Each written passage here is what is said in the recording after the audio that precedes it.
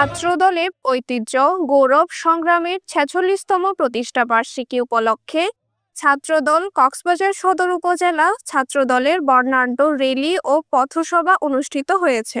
১ জানুয়ারি বিকেলে সদর উপজেলা ছাত্রদলের আহ্বায়ক এম রাশেদুল ইসলাম রাশেদ ও সদস্য সচিব নাজমুল হুদা সাহেবের নেতৃত্বে কক্সবাজার মেডিকেল কলেজের সামনে হতে র্যালি শুরু করে প্রধান সড়ক প্রদক্ষিণ করে বাস টার্মিনাল পথসভায় অনুষ্ঠিত হয়।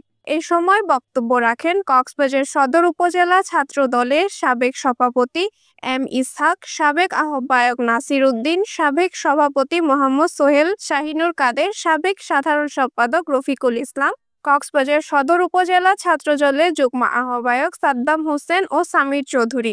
এ সময় উপজেলা, ইউনিয়ন ও বিভিন্ন ওয়ার্ড ছাত্রদলের নেতাকর্মীরা উপস্থিত ছিলেন। News desk, CCM।